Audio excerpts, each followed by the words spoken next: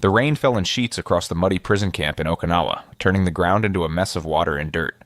It was the summer of 1945, and the war had just ended. Sergeant James Mitchell stood at the entrance of the POW camp, watching the long lines of Japanese prisoners being processed. His uniform was soaked, but he barely noticed. After 3 years of brutal combat in the Pacific, he had learned to ignore discomfort. If you're enjoying this story of an unexpected bond formed in the aftermath of war, please hit that like button and subscribe to our channel. We bring you incredible true stories from history that you won't find anywhere else. James was 26 years old, tall and broad-shouldered, with dark hair and tired green eyes. He had seen too much death, too much destruction. The war had hardened him, but it hadn't taken away his humanity. Not yet, anyway. As he walked through the camp that rainy afternoon, something caught his attention. Near the far fence, almost hidden behind a row of larger prisoners, he saw her. A young Japanese woman, barely more than skin and bones, sitting alone in the mud.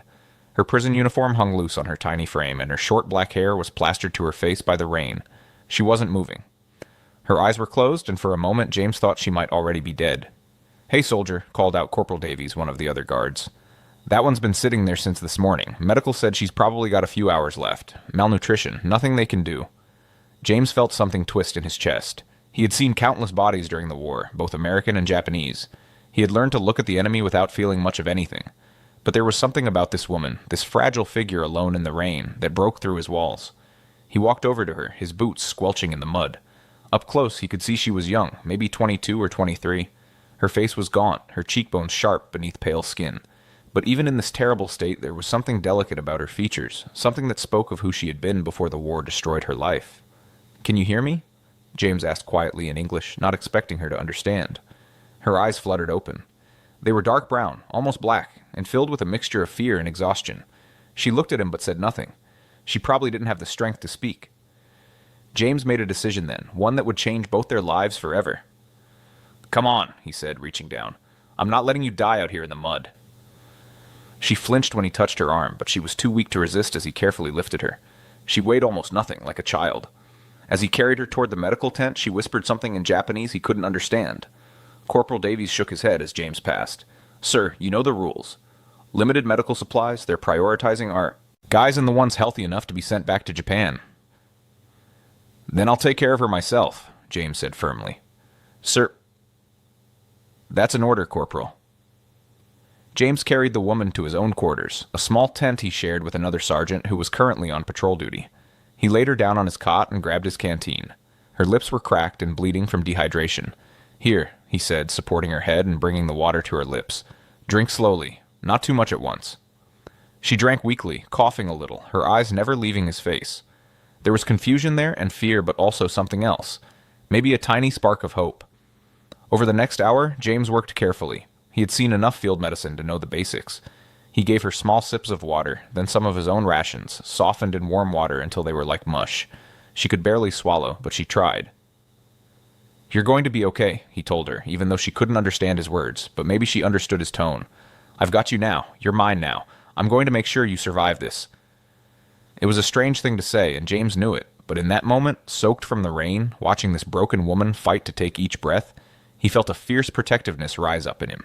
She had been abandoned by everyone, left to die alone, not on his watch.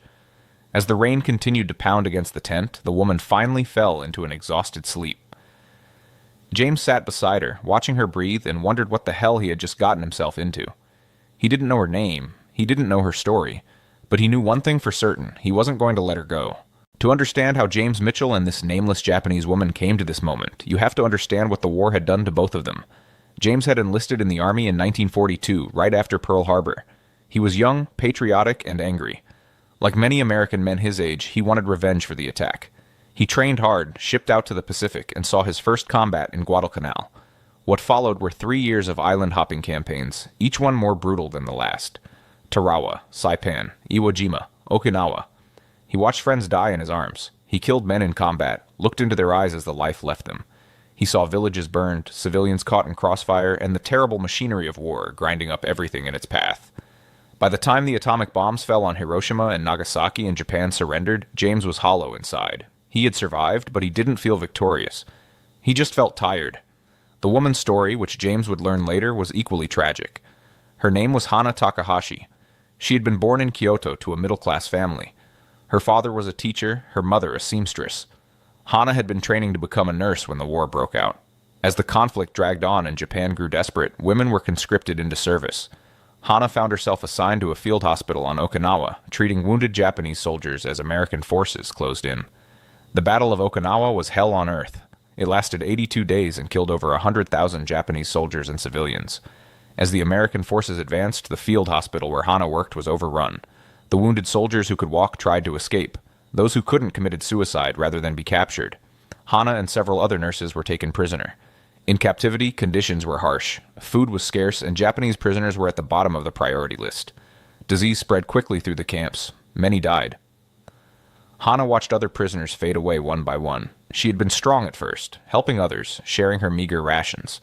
But as weeks turned into months, she grew weaker and weaker. By the time James found her that rainy day, Hana had given up. She had stopped eating what little food was provided. She sat in the rain because she didn't have the strength or will to move. She was waiting to die. Both James and Hana were broken by the war in different ways. He had become numb, disconnected from his own humanity. She had lost all hope and wanted nothing more than for the suffering to end. Neither expected to find salvation in the other. But sometimes in the darkest moments, unexpected connections form. Sometimes two people who have every reason to hate each other discover that survival and healing are only possible together. Over the next few days, James devoted himself to keeping Hana alive. He brought her water and food. He cleaned her wounds and found her a blanket. He sat with her even when she was too weak to open her eyes. His fellow soldiers noticed and questioned him. "Why are you wasting your time on that Jap prisoner?" one asked.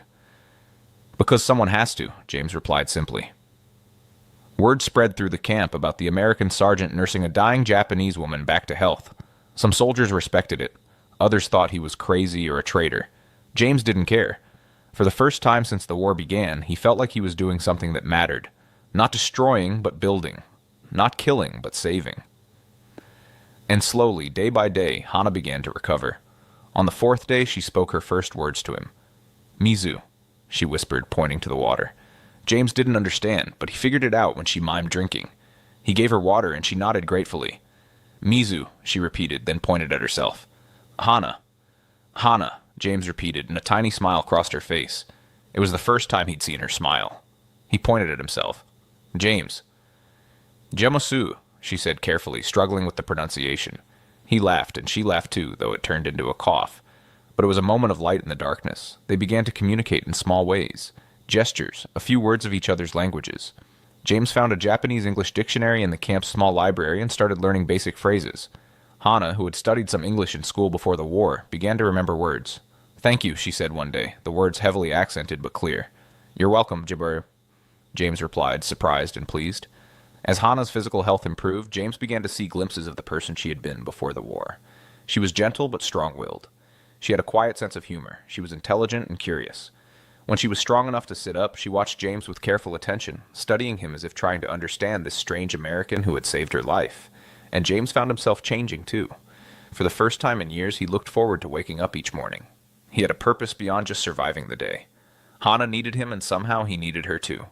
But their situation was complicated and dangerous. The war might be over, but hatred and prejudice were very much alive. An American soldier protecting a Japanese prisoner was one thing. Becoming emotionally attached to her was quite another. James knew he was crossing lines that could get him in serious trouble. But every time he thought about stopping, about letting the system take over Hana's care, he remembered finding her in the mud, close to death. He remembered the fear in her eyes and the trust that gradually replaced it. "You're mine now," he had told her that first day. At the time, he meant he would protect her. But as the days passed, those words took on a deeper meaning. A connection was forming between them that neither fully understood but both felt powerfully. The war had taken everything from both of them, but maybe it had also given them a chance to find something worth living for. 2 weeks after James found Hana, she was strong enough to walk on her own. The hollow look in her eyes had faded, replaced by something brighter. She had gained a little weight, though she was still painfully thin. Her hair had grown out slightly, and she kept it pushed behind her ears. The camp had a designated area for female prisoners, but James had quietly arranged for Hana to stay in a small supply tent near his quarters. It was irregular, and he had to pull strings and call in favors, but he made it work. He told himself it was because she needed special medical attention. Deep down, he knew the real reason. He wanted her close. He wanted to make sure she was safe. Every morning, James brought Hana breakfast. Usually it was army rations, eggs, or oatmeal. Nothing fancy, but it was warm and nutritious. They would sit together, and James would teach her English words while she taught him Japanese. Their conversations were simple at first. "This is bread," James would say, holding up a piece. "Burradu," Hana would repeat, giggling at her pronunciation. "Close enough," James would laugh. As weeks passed, their conversations grew more complex. Hana's English improved rapidly. She had been a good student before the war, and her mind was sharp. James struggled more with Japanese, but he tried hard, and Hana was patient with him. One evening, as the sun set over the camp, painting the sky in shades of orange and purple, Hana asked James a question that had clearly been on her mind. "Why you save me?" James was quiet for a moment, trying to find the right words. "I don't know," he finally said. "When I saw you sitting there in the rain, I couldn't just walk away. You looked so alone." "You have family in America?" Hana asked. James nodded. "My parents. They have a farm in Iowa. My little sister, too. She's 15 now. I haven't seen them in 3 years." "They miss you," Hana said softly. "Yeah, I miss them too." James looked at her. "What about you? Do you have family in Japan?" Hana's expression became sad. "My mother. Father. I don't know if they're alive. Kyoto was bombed. Many times." "I'm sorry," James said, meaning it deeply. "War take everything," Hana said quietly. "Take home. Take future. Take hope." James reached out hesitantly and placed his hand over hers. She didn't pull away. "You have hope now," he said. "You're alive. You're getting stronger. That's something." Hana looked at their hands, then up at his face. "Because of you. You give me hope." The moment stretched between them, charged with something neither wanted to name. James pulled his hand back, suddenly aware of how complicated their situation was. He was an American soldier. She was a Japanese prisoner. They were supposed to be enemies, and yet sitting there in the fading light, they felt like anything but.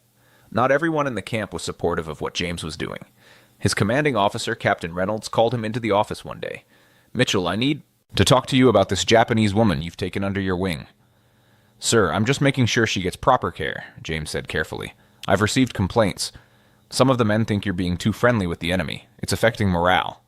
With all due respect, sir, the war is over. She's not the enemy anymore. She's just a person who needed help." Captain Reynolds sighed. "Look, son, I understand. But you need to be careful. The brass wouldn't look kindly on whatever this is. Keep it professional, and for God's sake, keep your distance. That's not a suggestion. That's an order." "Yes, sir," James said, though he had no intention of following that order. Hana faced her own challenges. The other Japanese prisoners viewed her with suspicion.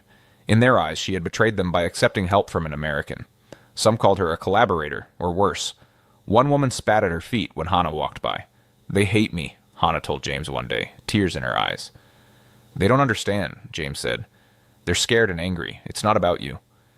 "I am alone," Hana said. "Japanese people hate me. American people think I am enemy. Where I belong." James didn't have an answer, but that night he made a decision. If Hana didn't belong anywhere, then he would make sure she had a place. With him. As summer turned to autumn, the camp began preparations for repatriation. Most Japanese prisoners would be sent back to Japan on transport ships. The process would take months, but it had begun. James realized with growing dread that Hana would eventually be sent away. Back to a destroyed country where she had nothing and no one. "I'm not going to let that happen," James told his tent mate, Sergeant Harris, one night. "What are you going to do? Marry her?" Harris said it as a joke, but James didn't laugh. "Maybe," James said seriously. Harris sat up. "You're not serious?" "Why not? The war is over. We're both free to make our own choices." "Jim, do you have any idea what kind of hell that would unleash? Marrying a Japanese woman? Your family would disown you. Society would destroy you both. You'd never have a normal life." "I don't care about normal," James said. "I care about her." The truth had been obvious for weeks, but this was the first time James said it out loud. He loved Hana. Somehow in the middle of all this chaos and tragedy, he had fallen in love with her, and he was pretty sure she felt the same way.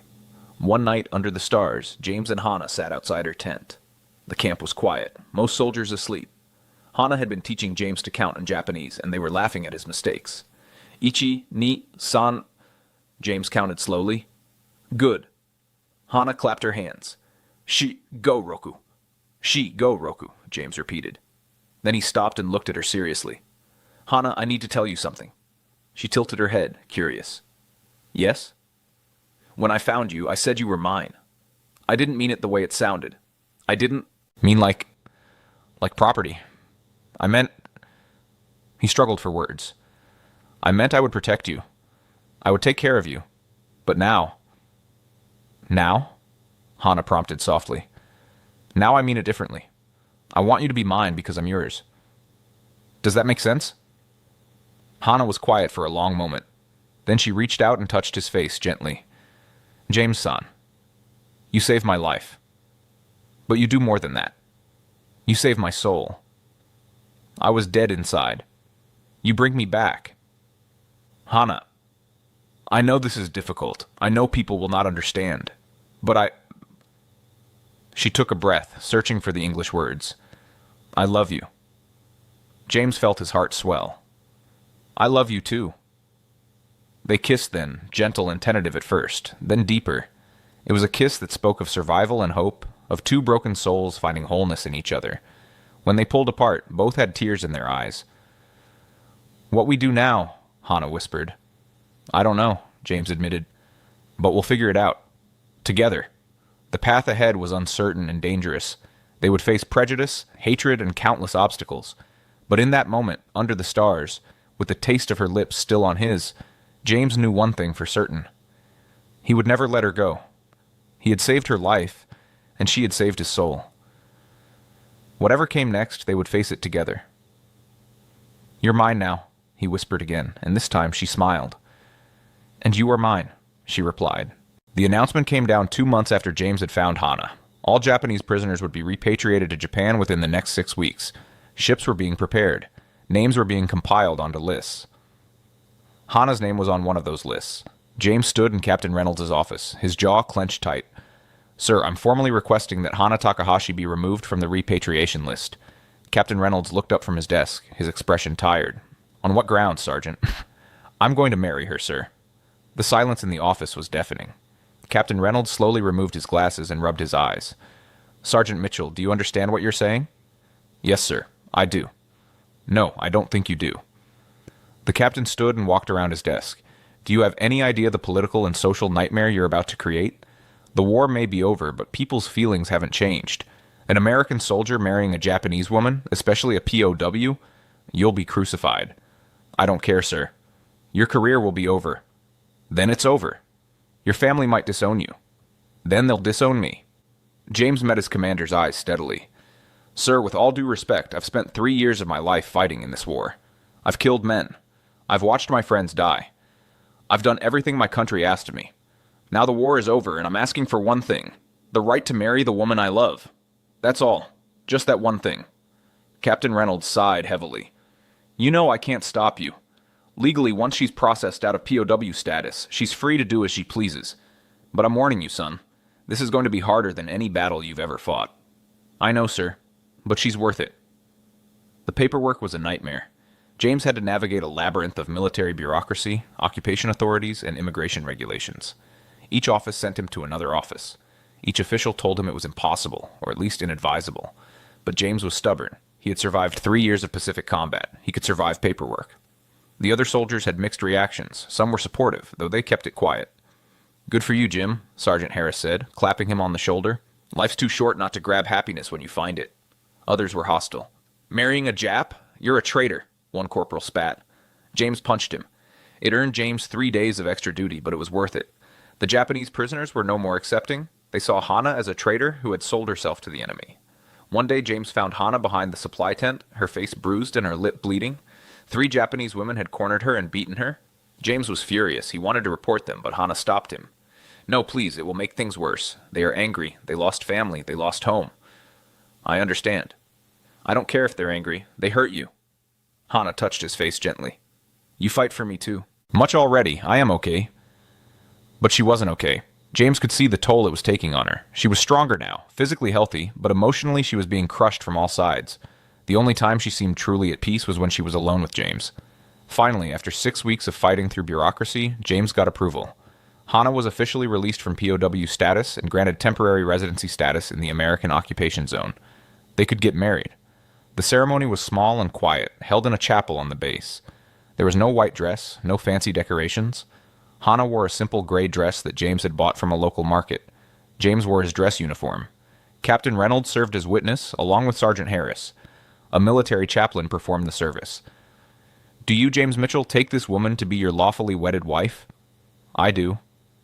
And do you, Hana Takahashi, take this man to be your lawfully wedded husband? I do, Hana said clearly, though her voice trembled with emotion. Then by the power vested in me, I now pronounce you husband and wife. You may kiss the bride. James kissed Hana gently, and she clung to him as if he were the only solid thing in a chaotic world. When they pulled apart, both had tears streaming down their faces. We did it, James whispered. We did it, Hana echoed. But their troubles were far from over. The next challenge was getting Hana to America. More paperwork, more waiting, more officials shaking their heads and telling them it would take time. Meanwhile, James received orders. He was being rotated home. His tour of duty was ending. He could return to Iowa, to his family, to civilian life, but he couldn't take Hana with him. Not yet. The immigration paperwork would take months to process. I'm not leaving you, James told Hana firmly. I'll extend my tour. I'll stay here until you can come with me. No, Hana said, surprising him. You go home. You see your family. You prepare them. I wait here. I am strong now. I can wait. Hana, please, James-san. You do so much for me. Let me do this for you. Let me be strong. I know you come back for me. I trust you. It broke James's heart, but he knew she was right. His family needed to hear about Hana from him in person. They needed time to adjust to the idea. If he just showed up with a Japanese wife, it would destroy any chance of acceptance. So 3 weeks after their wedding, James boarded a transport ship headed for San Francisco. Hana stood on the dock, waving until the ship disappeared over the horizon. They had agreed to write letters every day. James promised he would be back in 6 months with all the paperwork completed to bring her home. Wait for me, James called from the ship's railing. Always, Hana called back, her voice carrying over the water. I am yours, and I'm yours. The journey back to America was long and difficult. James couldn't sleep. He worried about Hana constantly. What if something happened to her? What if the paperwork got delayed? What if she changed her mind? When the ship finally docked in San Francisco, James immediately sent a telegram to Hana. Arrived safely. Miss you already. Love, James. Then he took a train to Iowa, to the farm where he'd grown up, to the family he hadn't seen in 3 years. As the train rolled through the Midwest, James rehearsed what he would say. How do you tell your parents you married the enemy? How do you make them understand? His mother was waiting on the platform when the train pulled into the station. She ran to him, sobbing, throwing her arms around him. My boy, you're home. His father stood back, stoic as always, but James could see the moisture in his eyes. His little sister, now 15, hung back shyly, suddenly unsure of this big brother she barely remembered. That night at dinner, surrounded by his family in the farmhouse kitchen he'd grown up in, James took a deep breath. Mom, Dad, I have something to tell you. His mother smiled. We're just so happy you're home safe. I'm married. Silence. His father's fork paused halfway to his mouth. Married? His mother said. To whom? Her name is Hana. She's Japanese. I met her in Okinawa. She was a prisoner of war, but I saved her life, and we fell in love. I'm bringing her home in a few months. The explosion was immediate. His father stood up, his face red with anger. Are you out of your mind? A Jap? After everything they did to us? After Pearl Harbor? She didn't bomb Pearl Harbor, Dad. She was a nurse. She was trying to save lives. I won't have it, his father said. You bring that woman here, you're no son of mine. John, his mother started, but his father cut her off. No, Mary, I mean it. This is a betrayal. To our country. To everyone who died fighting those people. James stood up too, facing his father. Those people are human beings, Dad, just like us. The war is over. It's time to let the hate go. Get out, his father said coldly. John, his mother cried, I said get out. Come back when you've come to your senses. James looked at his mother, saw the tears in her eyes, saw his little sister crying silently in the corner. This was what Captain Reynolds had warned him about. This was the price of love. But as James walked out into the cold Iowa night, he didn't regret his choice. Not for a second. He had found something worth fighting for. And he would fight for it, no matter the cost. James rented a small apartment in Des Moines, Iowa's capital city. He couldn't stay on the farm, not with his father's ultimatum hanging over him. His mother called him a few days after the confrontation, her voice thick with tears. I don't understand your father, she said. Give him time. He'll come around. And if he doesn't, James asked, then we'll deal with that when it comes. But James, I want you to know something. I trust your judgment. If you love this woman, if she makes you happy, then I'm willing to give her a chance. Your sister feels the same way. Thanks, Mom. That means everything. Over the next 5 months, James worked tirelessly to complete Hana's immigration paperwork. He wrote letters to senators, filled out endless forms, and spent his savings on legal fees. Every day he wrote to Hana, and every day a letter arrived from her. Her letters were his lifeline. She told him about her days, about the small job she'd found helping in the camp hospital, about learning more English, about dreaming of America. She told him she loved him in every letter, sometimes in English, sometimes in Japanese. "I count the days until I see you again," she wrote. "At night I look at the stars and know you see the same stars. It makes the distance feel smaller." Finally, in March of 1946, the approval came through. Hana could come to America as James's wife. James booked her passage on the first available ship and counted down the days. The ship was due to dock in San Francisco on April 15th. James took a train west, his heart pounding with anticipation. When the ship finally pulled into port, he scanned the crowds of passengers at the railing, searching for her face, and then he saw her. Hana stood at the rail wearing the gray dress she'd worn at their wedding, her hair longer now, falling to her shoulders. When their eyes met, she waved frantically, a huge smile on her face. James pushed through the crowd at the dock. As soon as Hana walked down the gangway, he ran to her and swept her up in his arms, spinning her around. "You're here," he said, holding her tight. "You're really here." "I told you I would come," she said, laughing and crying at the same time. "I am yours. I will always come to you." They stood there holding each other for a long time, oblivious to the stares and whispers around them. Let people stare. Let them whisper. James had his wife back, and nothing else mattered. The train ride from San Francisco to Iowa took 3 days. James showed Hana everything through the windows, explaining the vast American landscape.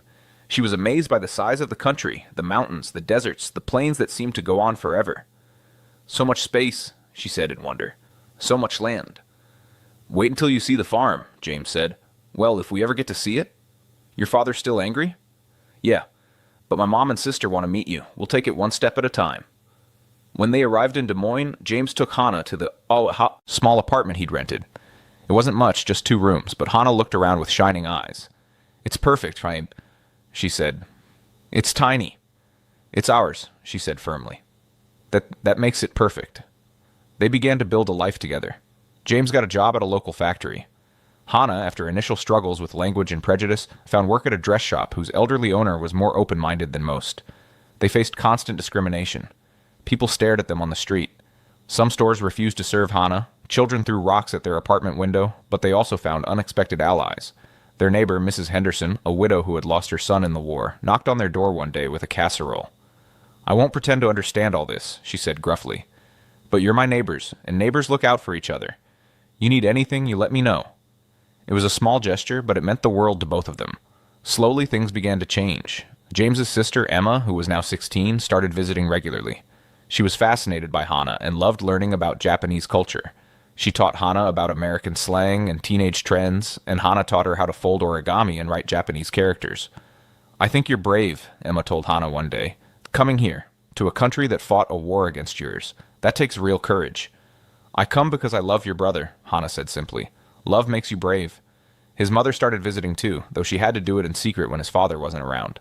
She and Hana bonded over cooking, with Hana teaching her Japanese recipes and his mother teaching Hana how to make proper American pie crust. "You make my son happy," his mother told Hana one afternoon. "I can see it in his eyes. He's alive again in a way he wasn't when he came home from the war. Thank you for that." But his father remained stubborn. A full year passed without contact.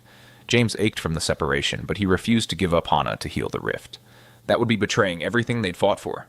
Then, one winter evening, there was a knock at their door. James opened it to find his father standing there, hat in his hands, looking older and more tired than James remembered. "Can I come in?" his father asked quietly. James hesitated, then stepped aside. His father entered and saw Hana standing in the kitchen doorway. For a long moment, the two studied each other. "Sir," Hana said, bowing slightly. "I am Hana. It is an honor to meet you." James's father cleared his throat. "Ma'am." Awkward silence stretched. Then his father spoke again, his voice rough. "I came to apologize. To both of you. I was wrong. It doesn't matter that you're Japanese. It doesn't matter that we were at war. What matters is that you love my son, and he loves you. Your mother made me see that. Emma, too. They wouldn't let it go." James felt tears prick his eyes. "Dad, let me finish." His father looked at Hana. "I lost friends in that war. Good men. And I blamed all Japanese people for that loss. But that wasn't fair. War makes us do terrible things, makes us hate. But the war's over now. It's time to let that hate go. So if you'll have me, I'd like to try to get to know my daughter-in-law." Hannah walked forward and, to everyone's surprise, hugged James's father. He stood stiffly for a moment, then awkwardly patted her back. "Thank you," she whispered. "Thank you for giving me chance. I will do my best to be good daughter to you." His father's voice was thick with emotion. "You already are, girl. You already are." That night, they sat together around the small kitchen table, James, Hannah, and his father. They talked for hours, sharing stories, bridging the gap that hate and war had created. When his father finally left, he shook James's hand and said, "Come home, both of you. Come home to the farm. It's where you belong." Over the next few years, James and Hannah rebuilt their lives. They had 2 children, a boy and a girl. They bought a small house near the farm. James worked hard and eventually started his own small business. Hannah became a beloved member of the community, known for her kindness, her beautiful garden, and her willingness to help anyone in need. It wasn't always easy. There were still people who couldn't accept them, who muttered slurs, who treated Hannah as an outsider. But there were far more people who saw them for what they were, a couple who loved each other deeply and had overcome impossible odds to be together. On their 5th wedding anniversary, James took Hannah back to the spot where they'd first met. Well, not literally, since it was thousands of miles away, but he took her to a muddy field after a rainstorm, and they stood there together. "Remember when I found you?" James asked. "I remember. I was dying. You saved me." "No," James said, taking her hands. "We saved each other. You gave me a reason to be human again. You gave me hope." Hannah smiled, that same gentle smile he'd fallen in love with. "You said I was yours." "I did. You were right. I am yours, and you are mine. Forever." They kissed in that muddy field, surrounded by the wide Iowa sky, 2 people who had been shaped by war, but who had chosen love over hate, hope over despair. Years later, when their children asked about how they met, James would tell them the story. About the war, about finding their mother in the rain, about the choice he made to save her. "Why?" his daughter asked once. "Why did you risk everything for her?" James looked at Hannah, who was gray-haired now, but still beautiful in his eyes. "Because sometimes in the darkest moments you find the brightest light. Your mother was that light for me, and I wasn't about to let that light go out." "What happened to all the people who hated you?" his son asked. "Some never changed their minds," James admitted. "But others did. And eventually they saw what I saw from the beginning. That your mother was an amazing person. That love is stronger than hate. That people are more important than politics." Before we close this incredible story, I want to ask you to hit that like button if you were moved by James and Hannah's journey. And please subscribe to our channel for more true stories from history that show the power of humanity in the darkest times. Your support helps us bring these important stories to light. The truth is, James and Hannah's story represents thousands of similar stories from the post-war era. Soldiers who married former enemies, people who chose love over prejudice, families who were torn apart but eventually healed. Their story reminds us that even in times of great division and hatred, there is always room for compassion, understanding, and love, that the strongest bonds are often formed in the most unlikely circumstances. That courage isn't just about fighting in wars, it's also about fighting for the person you love. James and Hannah lived long, full lives together. They celebrated 50 years of marriage, surrounded by children, grandchildren, and even great-grandchildren. They became a testament to the idea that love really can conquer all. When James passed away at the age of 82, Hannah held his hand and whispered, "You were mine. You will always be mine." And when Hannah followed him 3 years later, her last words were, "I'm coming, James-san. Wait for me." They were buried side by side in the small cemetery near the farm, their headstone bearing a simple inscription, "James and Hannah Mitchell, 2 souls united by war, bound by love, separated by nothing." Their story lived on in their descendants, in the community they'd built, and in everyone who heard about the American soldier who said, "You're mine now," to a dying Japanese woman, and kept that promise for the rest of his life. It's a reminder that in a world often divided by nationality, race, and politics, the most powerful force remains the same. The ability of 2 people to see past all of that and recognize each other's humanity. James saw Hannah not as an enemy, but as a person who needed help. Hannah saw James not as a conqueror, but as a savior. Together they built a love that transcended the worst that humanity could throw at them. And that, perhaps, is the greatest victory of all. Thank you for reading their story. Remember to like and subscribe and share this story with someone who needs to hear it today. Because in these divided times, we all need reminders that love, compassion, and understanding can bridge any divide. James was right when he said those words in the rain. "You're mine now." But what he didn't know then was that she would make him hers too. And together they would prove that even in the aftermath of the world's deadliest war, hope and love could still bloom.